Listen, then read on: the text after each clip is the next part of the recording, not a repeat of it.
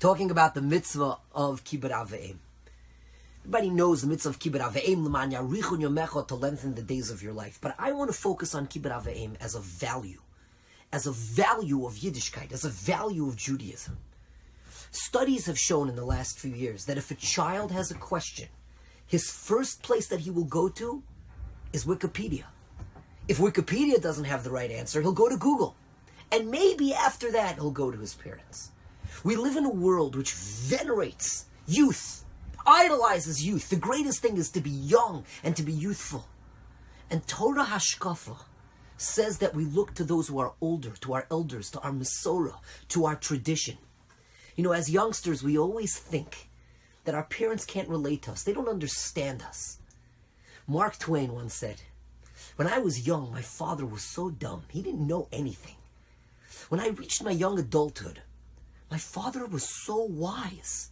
It's amazing what the old man learned in just a few years." And my Rabbi Wine, at my older brother's graduation, he said over to the boys, to the graduates, he said, "You know, when you came into the yeshiva, you were shorter and you were smarter than me. Now you're a little taller and I'm a little smarter." As we get older, we come to a realization that our parents, not as dumb as we once thought. Maybe they do know a little bit better. Maybe sometimes they can't relate to everything in our generation. But maybe we really do have a lot more wisdom than we think. When I look at my parents' wedding pictures, and I see my father, he looks pretty sharp. 3-piece brown suit, the brown hat, gray suit, brown hat. I always think to myself, like, you know, those clothings are so out of touch, so out of style. First of all, they're probably coming back in already. But I think to myself that my children won't look at my wedding pictures and look at it that way. But of course, as the years go on, and my children start to see me the same way that I saw my parents. And the greatest thing about becoming a parent is coming to a greater appreciation of my parents. The Mesiras Nefesh and the challenge of raising each child to give each one what they need is so difficult. And parents give everything for their children. One of the greatest values that we have in Yiddishkeit is Hakaras Hatov. We're called Jews, Yehudim. A Yehudah is a person who gives gratitude. And therefore, Hakaras Hatov to parents is so important for bringing us into the world. And that sense of that value of connecting to the past is something that Kibud Av V'em reminds us. Not only the mitzvah, of course, and man yarichun yomecha, but the concept of connection, that we connect to our past, that we connect to those, and we are grateful to those who gave us that idea to make us part of the Masorah. HaKadosh Baruch Hu should give all of us the schus and the opportunity that we should bring nachas ruach to our parents, we should appreciate our parents, and that Be'ezus Hashem, we should be zocheh, we should be parents, and we'll be able, Be'ezus Hashem, to give to the next generation what our parents gave to us.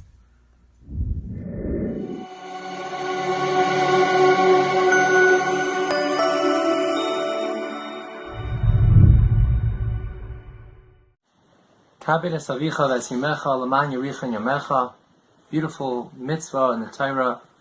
Made the list of the Aseres Hadibros. The Gemara Kedushin on Daf Lamed Amud Beis says that naturally a ben is mechabed es ima yoser me'aviv. Why? Says the Gemara, mipnei mishtadalta b'dvarim.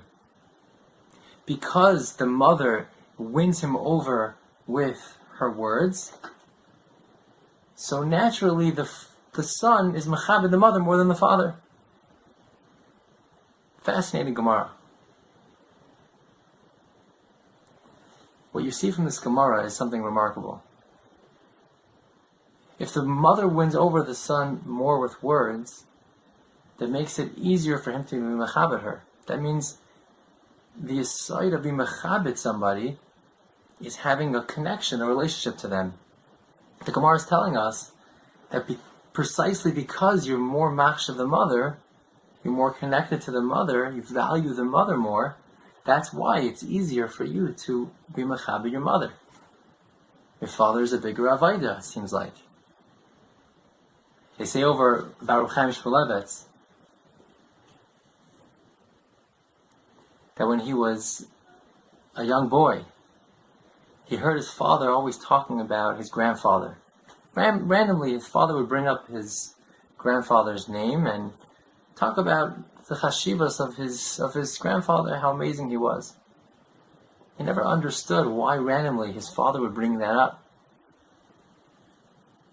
As he got older, Reb Chaim understood, and Reb Chaim said over that he thought that his father was working on himself to develop a greater chashivas for his father, for Reb Chaim's grandfather. Al Yidei having a chashivas value for his father, automatically his Kibud Av V'em would be better. However, the side of Kibud Av V'em is Akaras HaTayv. It's very hard to be makar tayv someone you're not machshav. If you machshav a person, then it's much easier to recognize the things that they do for you. If you're not machshav them, you don't think about the things that they do for you. The more we can be machshav our parents, the more we can be zoiche to be mekayim the mitzvahs to say the raisa of kabed esavicha of esimecha.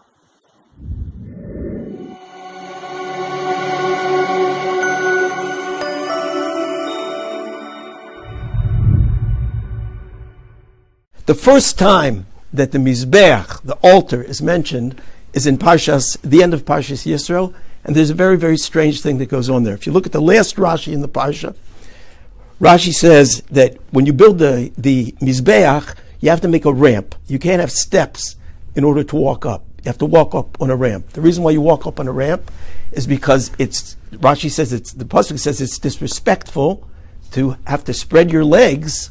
So rather than spreading your legs so much when you walk up steps, it's more respectful to walk up with a ramp where you don't have to spread your legs so far. Now Rashi says a fascinating thing. Rashi says we can learn from that a kal v'chomer. He says ukal v'chomer ma avanim halolu. These stones she'ein bahem das lakpid al bizyonim. They have no understanding. They have no comprehension. They're just stones, and they certainly don't feel pain and they don't feel embarrassed. Chavercha, your friend, right? Amra Torah. Being that these stones are necessary, they're needed, you should not disgrace them. So chavercha, your friend, the fellow man, he is in the image of God, and it bothers him, it hurts him when he's disgraced. Al achas kama v'kama. Now, we should learn from these stones. We shouldn't disgrace these stones because they're necessary. Biglau sheyesh b'hem tzarech. They're necessary, and certainly you shouldn't disgrace your friend who is going to be hurt. Now, ladies and gentlemen, I don't understand this. If you have a friend who is not necessary, you're allowed to disgrace him. Why does Rashi stick in these avonim hoyu v'yesh b'hem tzarech, being that they're necessary? Therefore, don't disgrace them. If you have a friend he's unimportant, he's not necessary to you, you're all of a sudden allowed to disgrace that person, then you have to be noigbo minikovet. Rabbi said, I want you to know something. You learn from here a tremendous, tremendous insight. Rashi is telling you, you think you can show respect to someone because I'll be just nice to the person. If you really want to show respect to someone, if you want to be mechab your parents, if you want to have a karsa toiv and show your appreciation to someone, the only way you can really do it, the only way you can do it sincerely is if you look into that person and you see that yesh b'hem tzarech, that person is important. That person is giving something to this world. I heard once b'shem the Alta Lubavitcher Rebbe. Why do we celebrate birthdays? You know why we celebrate birthdays? Because a birthday is a day that you were born and a Kadosh Baruch Hu decided that this world is lacking something if you won't be here. And every year, Kadosh Baruch Hu gives you another year and he says, I need you. I need you because you're an unbelievably important person. The world will be chassid, the world will be lacking if you're not here. If we want to be mechabed our parents, if we want to honor someone, if we want to have a karas hatayv and really appreciate something, the only way for us to really appreciate that thing and really thank that person is if we look into that person, we look for the good, and we look for the unique contribution that person can give.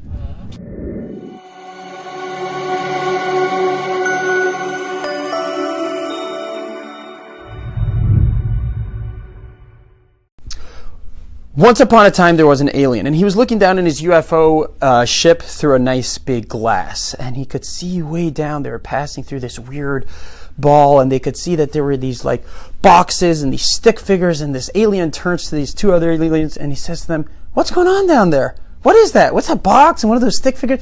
He says, "That's planet Earth. We're passing by planet Earth. And those stick figures, those are called people. And that box, that's called a house." He says, "That's so cool. Like you could go inside and there's different compartments, there's different rooms." Like, oh my gosh, I wish I could go and in a house and have that experience. Two people look at him and say, "Do you want that experience?" He's like, "Oh my gosh, I would die for it. Of course, please. No problem. We'll give it to you. We'll give you a free house to stay in." The alien's like, "Thank you so much. What do I owe you? How much do I have to pay?" They're like, "Nothing. It's on the house." It's like, "Oh, please, come on. Is there something I can do?" They say, "You know what? You could do it for us one thing. You're going to be in charge of trash disposal. You'll be in charge of the trash, of the garbage." Of course, yeah, no problem. To be able to have a house? Of course. I'll take care of the trash. Okay, no problem. He keeps looking through the bubble, and he sees that these inside the box in these houses, these people are taking this stuff and going like this. And he says, "What are they doing?" "That's called food." "Food? Oh my gosh, what's food?" "Oh, if only you knew. There's different tastes. There's sweet, sour, tangy. Food is one of the greatest pleasures ever." Alien starts crying. "If only I could have some food." There's two people look at him and say, "You want food? Please. We'll give you food. Not a big deal. We'll give you tons of food." He says, "Oh my gosh, thank you so much. How much do I have to pay?" "Oh, nothing. It's on the house. Don't worry about it." "Oh, come on, please. Can I do something for you?" I say, "You know something? Now that you're saying it, once a day, we have this thing. We're going to put you down. Okay? We're going to make fun of you. We're going to say something mean to you, a mean comment." He's like, "Say as many mean comments as you want. I don't care. Of course, I want food." So, got a deal. He keeps looking through the bubble, and he sees that these stick figures, the people, they're walking around through different buildings and things, and they start taking out this green stuff, and they give green stuff to someone, and they walk out with something else. And he says, "Well, what's going on over there?" And he says, "Oh, that's called money." "What do you do with money?" "You could buy anything with money. You could buy toys, you could buy cars, houses, everything you could buy with money." He says, "Oh my gosh, if only I had money." "Do you want money?" "Yes, of course I want money." "No problem. We will give you $1,000 a month." "Anything I can do for you?" They say, "I guess there is one thing, like if you don't mind." It's like, "What is it?" "Of course I'll do it. If you could report your position to us once a day, that would be really nice, so we knew where you were. That would be good for us." And he says, "Of course I'll do that. You're giving me everything. Of course." And then he starts to cry. Tears start coming down, and two people look at the alien. They say, "Why are you crying?" And he says, "Because I have a house, I have food, and I have money. But how am I going to get down there to planet Earth?" And they say, "Do you want to go down to planet Earth?" And he's like, "Yes, please." "Not a problem. We'll bring you down to planet Earth. No problem. It's on the house. You don't have to pay anything. You don't have to do anything. We'll bring you down to planet Earth." And he says, "Thank you so much." And then we're born into this world. Those two people were your parents. And the little alien was you, the neshama, that was up there in Shemayim. We would have agreed any day if they would have told us what parents are all about and the responsibilities that come. Yeah, sometimes there's a little luggage. Sometimes it's a little tough. Sometimes our parents put us down a little bit. They say things that we don't always like. They make us take out the trash, and they ask us for our location once a day. But don't forget what they gave you. They gave you your life.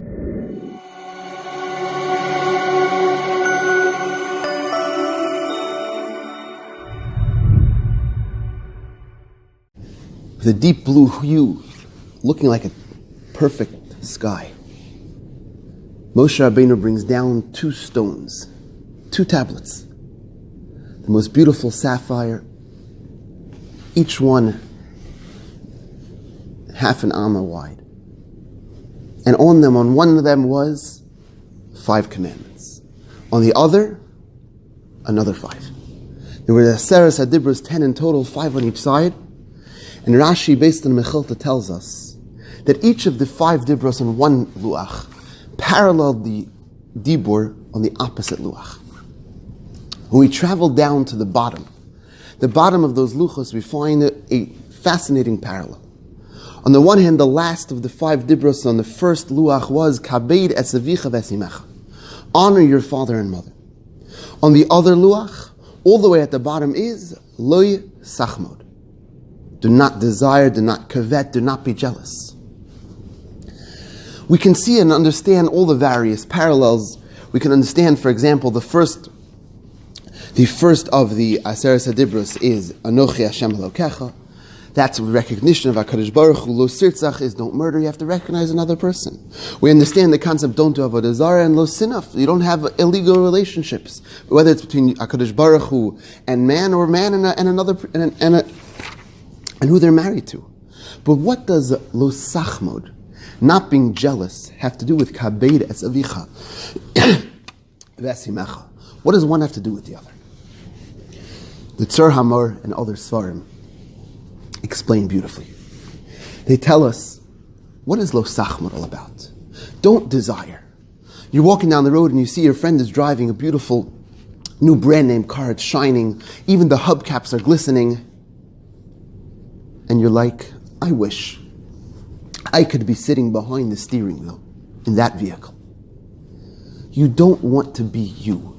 You want to be him.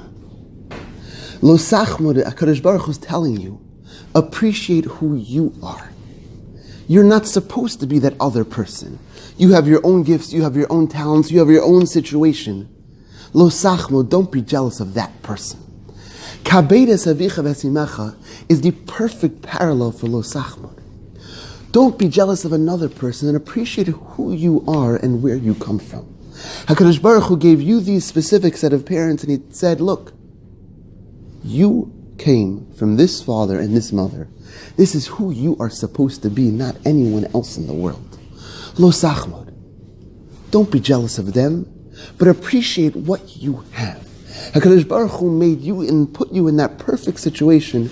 You're not supposed to be anywhere else in the world. That's the parallel between lo sachmod and kabed es avicha v'esimecha. But what should we do? What should we do? We want more. Every person wants more. We're never happy. We're never self-satisfied saying, look, I am who I am. I'm just stopping there.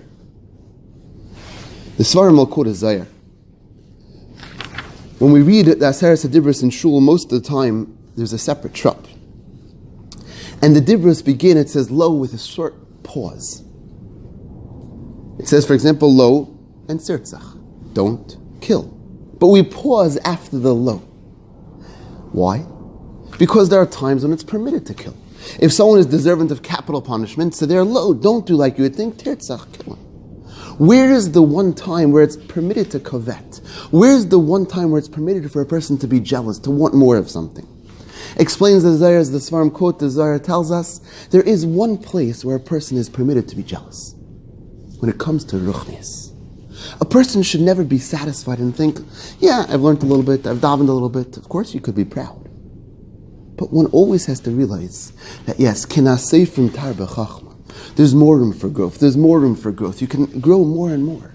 You can be jealous of another person where that jealousy will cause you to grow not in physical matters, but in ruchnius. Look in yourself, HaKadosh Baruch Hu put you here and gave you one job. He said, grow. I put the seed in the ground. You gave your parents to plant the seed in the ground. Now it's your job to put the water, to help the plant grow. It's your job to become the great tree that to become the towering stature, for that you to grow and grow and grow. When a person approaches the end of the Zman and it goes into Ben Azmanim, you have to realize and understand that we have the ability, that every act, every interaction, whether it's your parents, your siblings, it's an opportunity to fulfill a mitzvah.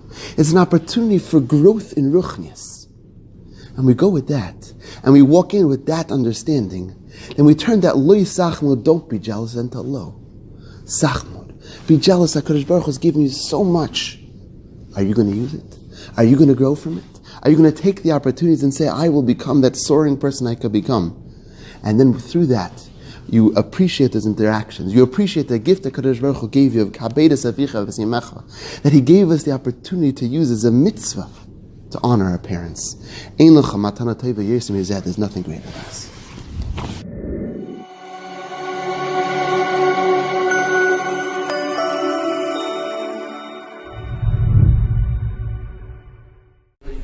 Kibud Av V'em has three parts to the mitzvah of Kibud Av V'em. Part one to the mitzvah is b'diber, in speech. There's a way we talk to our parents in respect. There's a way we talk and a way we don't talk to our parents. We don't contradict. We don't even agree with them. We're not equals. So of course, Kibud Av V'em dictates a manner of speech. There's b'maisa, there's actions. We help serve our parents. We stand up when our parents walk in the room. There are actions that Kibud Av V'em is mechayev. It obligates actions. But the Chai Adam brings from Kadmonim that the most important aspect of Kibud Av V'em, while certainly there's words and there's action, is b'machshavas, in mindset. And the Chai Adam brings that the obligation of Kibud Av V'em is to see our parents as nechbadei aretz, as the most chashuva people in the world. To see our parents, nechbadei aretz, the most important and chashuv, b'machshava. Not what we say to them, not what we do for them, how we feel, an attitude towards our parents. In our minds, our parents are chashuvim, are the most prestigious and important people in the world. A great help, besides the reality of the preciousness of our parents, for certain, a great help in understanding this mitzvah, and understanding how to do this mitzvah, is as follows. We'll use a sports mashal, of course. A person who's a Knick fan, so he follows his team and he looks up his players that he cares about. There might be a great player on the San Antonio Spurs, but he doesn't interest me. He could be a good player, but he's not my team. He's on the West Coast. They play in different time zones. I care most about my team, and even a fair player on my team is most important to me because it's my team. For any person in the world to understand that he has his world, embrace his world, and our world is most important to me, well then for certain the ones who started my world, the creators, I have three creators of my world, my mommy, my tati, and Hashem. Hashem, my father and mother, three creators of my world. And of course any person, any intelligent person, any sophisticated person who embraces his world, who lives his olam shaloi, his world, so then the creators of his world are the starting point. They're the most important. Somebody else from a different world who didn't create his world can have the importance of the people who created his world. A person, all of us, have parents who we owe so much for certain too, but just the thought that they created the world I live in, everything I have, they're the creators along with Hashem of my world, automatically that gives them a place of prestige and honor. Always look at our parents, the greatest people, the most important people in the world, for they created my world. Of course they're the most important people in my world. They're the starters and originators and everything in my world. That attitude allows a person to have that kibud that's b'machshava, that respect that's b'machshava, the understanding certainly of the greatness, the good midos of my parents, focusing on all the milas of my parents, but it gives them a prestige, a value. There's no place that a person can dream that my parents aren't the epitome, the important part of my world. They're the originator and creator of our world, and as such, all of us should be zeicha to give that honor b'machshava to our parents. To view them, they walk into a room, to say they're the most relevant thing in my life. They're the creator of my existence.